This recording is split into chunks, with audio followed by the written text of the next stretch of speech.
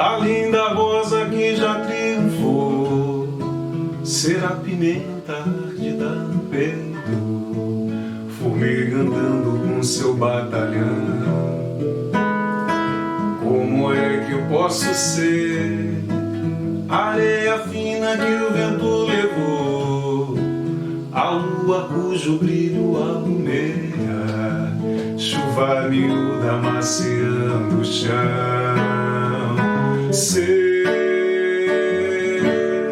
a grama verde onde passarão as sandálias castigadas dos profetas. Fui no céu e conversei com Deus, ela disse: preste atenção, um negócio dessa vida, menino, é seu ou sei então.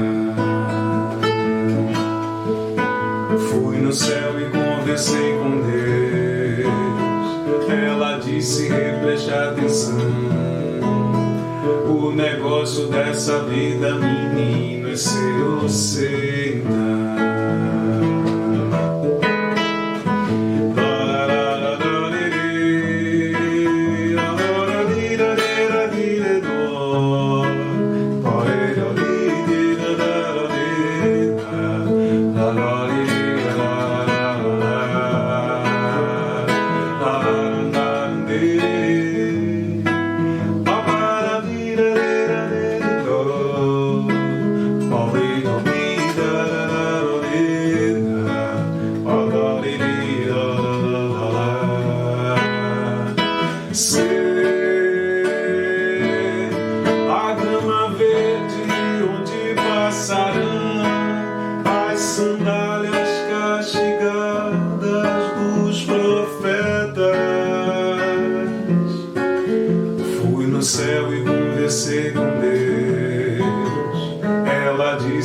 Preste atenção, o negócio dessa vida, menino, é seu ou sei então. Fui no céu e conversei com Deus, ela disse: preste atenção, o negócio dessa vida, menino, é seu ou sei então.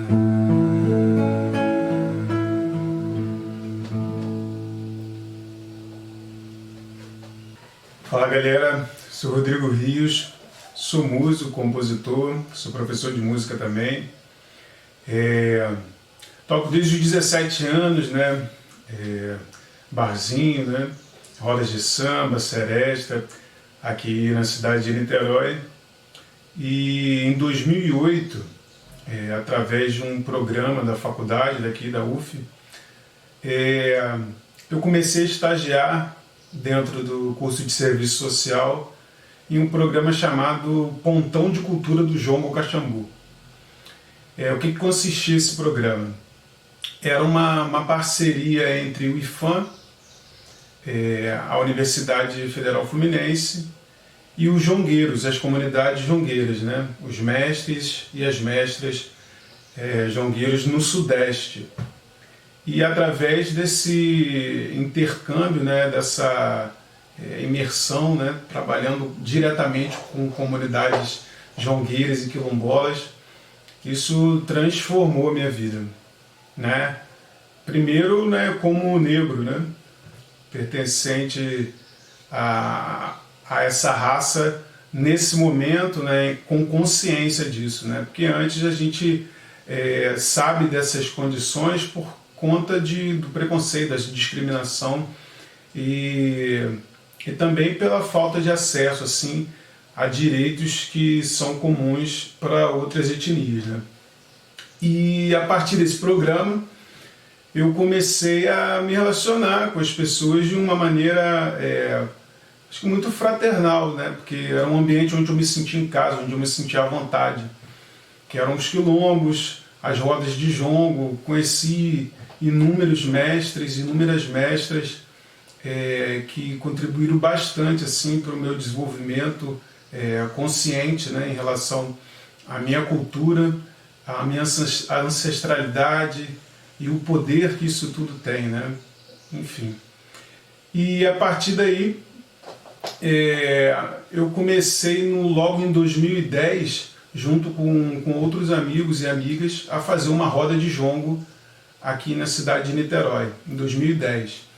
Já esse ano, infelizmente, a gente não conseguiu comemorar os nossos 10 anos do Folha de Amendoeira, lá na Cantareira, em função da pandemia, mas a gente permanece trabalhando, né? Todos nós individualmente continuamos contribuindo, né, para a difusão da cultura e da afirmação da identidade negra aqui na cidade e em outros municípios também. E a partir dessa relação com o jongo, eu comecei a inserir, acho que no meu plano de consciência, enredos e maneiras de pensar que tem a ver com o momento cultural da nossa etnia, de glória, né, de poder, em que a gente estava numa condição plena, né, em gozo de direito, de natureza, e isso tem a ver com tudo, né, com as nossas referências em relação aos nossos orixás, com as nossas referências em relação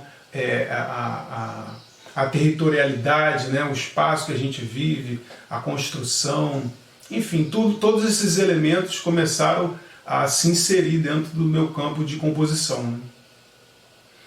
E aí, posteriormente, eu gravei um disco que chama Rios na Palma da Mão, que tem a ver com essa mudança de consciência, né, com essa evolução, né, em relação ao meu próprio olhar sobre mim e sobre as manifestações culturais e como elas têm o poder, né, de transformar a vida das pessoas, né?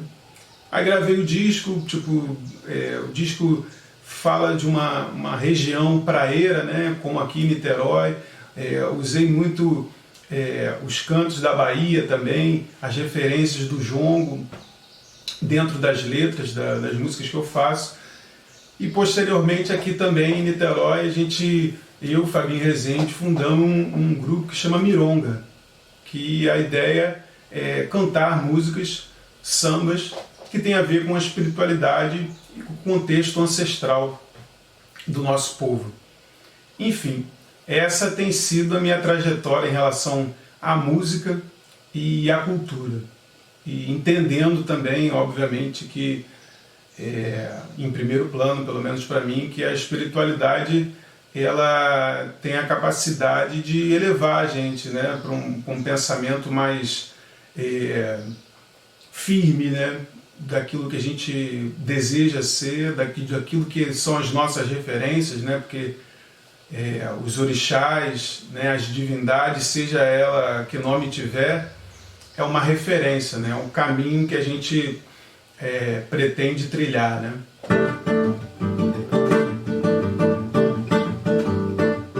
O medo e desesperança, eu acho que elas estão também sempre tentando de alguma forma tomar partido da coragem e da esperança, né? É uma coisa que ajuda a equilibrar a outra, né? Eu percebo, pelo menos o olhar que eu tenho visto, né, em relação a todo esse processo que a gente está vivendo, né, de estar mais olhando para si, e eu vejo as pessoas próximas a mim entendendo dessa maneira também, como uma maneira da gente, como é que eu vou dizer, trazer mais especificidade às nossas ações, né? Para que as nossas ações, a nossa fala esteja de acordo com aquilo que a gente pretende, né? Para o mundo que a gente vive. Não adianta a gente, principalmente, né, nesse campo digital, a gente ter ações e compartilhar mensagens que não estão de acordo com o nosso proceder no nosso dia a dia, né? Mas eu vejo isso como uma oportunidade da gente se relacionar mais com as pessoas que são próximas a nós, né? Família, amigos, muitas vezes os ambientes de trabalho dificultam essa permanência das pessoas em casa. Então eu vejo isso como uma oportunidade, né? Da gente desqualificar aquilo que não serve como é que eu vou dizer? E alimentar aquilo que é importante para a gente. Cultura como um instrumento de reflexão é tudo que a gente... Na verdade, assim, cultura, para mim, significa modelo de vida, né? Existe para outras pessoas, a palavra tem um outro significado, né? Para outras pessoas, cultura pode parecer festa, né? Tipo dança. Eu acho que não é só isso, né? A cultura é um modelo de vida, né? Que aí tem a ver com tudo, né? Tem a ver com o território, tem a ver com alimentação, tem a ver com língua, linguagem, e a gente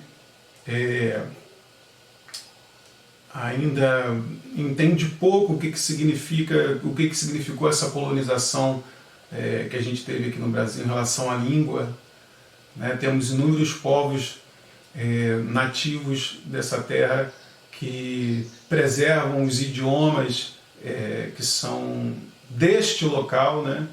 E a gente pouco tem interesse em dar visibilidade a essas comunidades, né?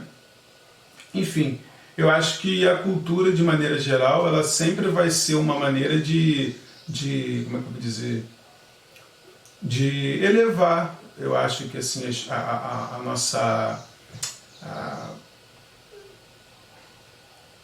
nossa percepção sobre as coisas, né? Porque à medida que você se relaciona com um determinado espaço, né?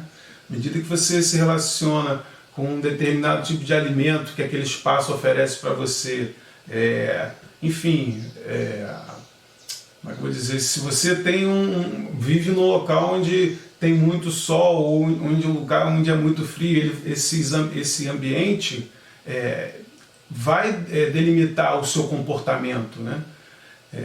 A maneira como você se relaciona com seus familiares vai delimitar como que você, o que você vai ser, né? Culturalmente. Então eu penso que nós temos maneiras de ser diferentes, né? Dentro desse contexto de diferença cultural, a gente tem a possibilidade de observar o outro sem fazer com que ele, como é que eu vou dizer, seja nosso inimigo, sabe? Por conta de eu ter uma expressão cultural diferente, eu não vou fazer com que o limite da cultura alheia seja subtraído, né? Eu não vou tomar o espaço territorial de uma outra cultura. Não, eu vou alimentar a minha. Eu vou fazer o possível para que haja permanência desse espaço, né? Haja permanência dessa linguagem, dessa espiritualidade, como é que eu vou dizer? Em harmonia com as demais culturas, né? Com as demais fontes de sabedoria, né? Que eu acho que é isso que a cultura expressa. Bem, minha rotina dentro desse campo tem sido a seguinte, como é que fala? Toco, toco bastante em casa, durante muitos anos, né? Eu sou uma pessoa que gosto muito de aprender. E, tipo, à medida que entrando algum dinheirinho ou outro, eu comprava um instrumento diferente. Então, assim, com uma casa com muitos instrumentos, você, pelo menos eu senti, como é que eu vou dizer, me senti em companhia de várias pessoas o tempo inteiro. Uma hora meu companheiro era o pandeiro, outra hora meu companheiro era o violão, outra hora era a bateria, outra hora eu decidia gravar algum vídeo. Então a minha motivação, né, dentro desse período tem sido, na verdade, criar, né? Eu acho que essa oportunidade que eu tive de ficar mais em casa, eu tenho utilizado para, né, observar, né, esse panorama que a gente está e, tipo, o que como é que eu vou dizer, esse momento está, de alguma forma, ajudando a gente a viver. Então, eu utilizo essa maneira de pensar para, enfim, produzir. Não produzir com uma maneira... Eu evito usar essa palavra porque produzir parece produto, né? Eu não acho que seja isso a questão, mas é ter atenção, reflexão sobre aquilo que você está criando, sobre a palavra que você vai usar na sua composição. Enfim, eu tenho usado esses momentos para criar. Eu não sei se legado, porque eu tenho como é que eu vou dizer, acreditado muito assim nesse momento presente, assim, sabe? O passado, ele é óbvio, ele ajuda a gente a entender muitas coisas, mas eu penso que quando a gente está com o pé no presente, a gente deixa muitas questões que foram, como é que eu vou dizer,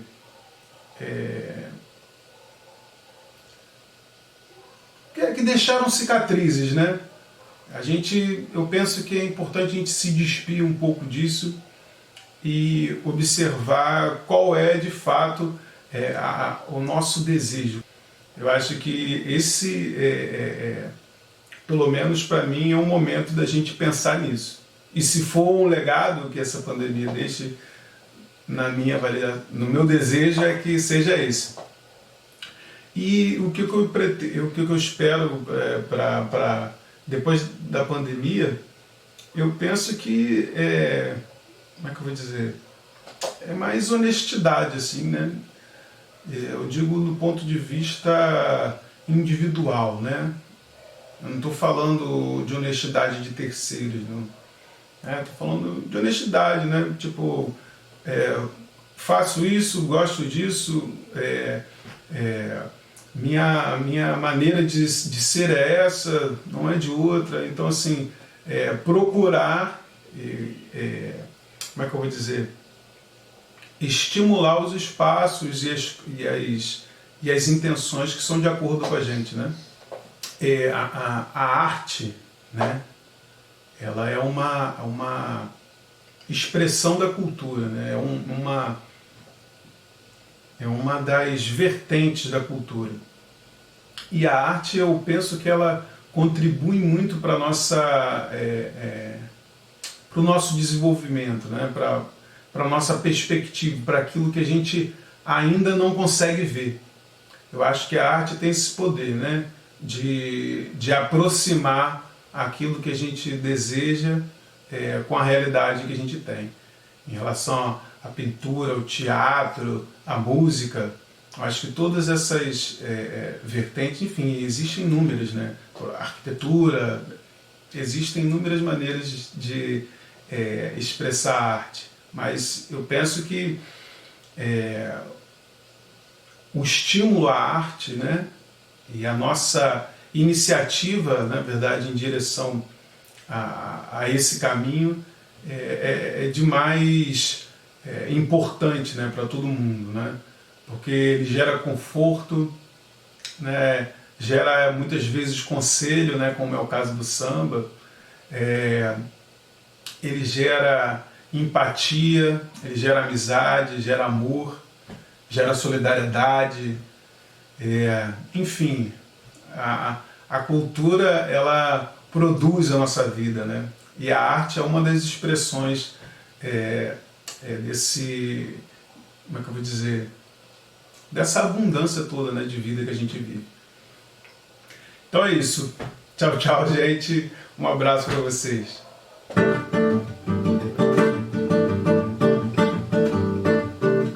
Uma homenagem à festa da Irmandade da Boa Morte, lá na Bahia. Salve, Cachoeira!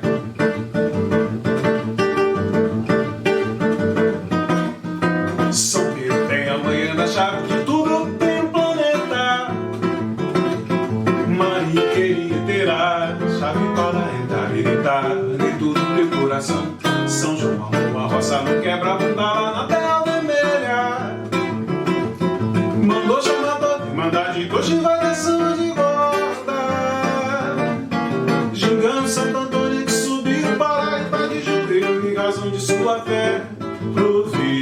Chia na Bahia, Vatapá, fez Maria, Caruru, Acarajé, colou na Batucada, São José, e toda a povaria do axé, cantando cachoeira, terra que baiana é quem diz no pé. São João, Santo Antônio, São José, bate São Pedro e Maria é quem tem o axé.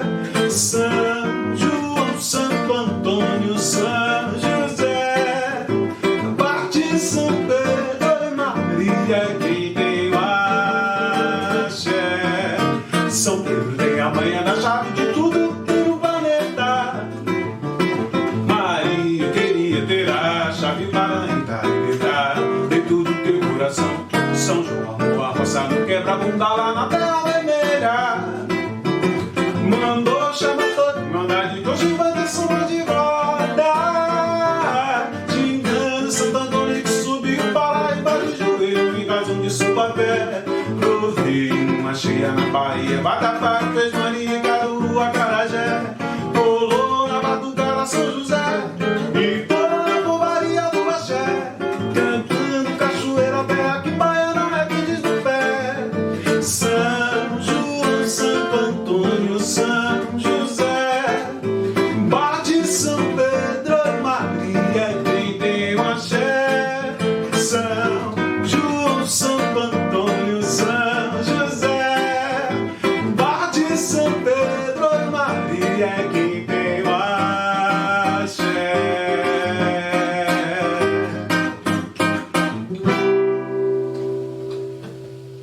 Valeu!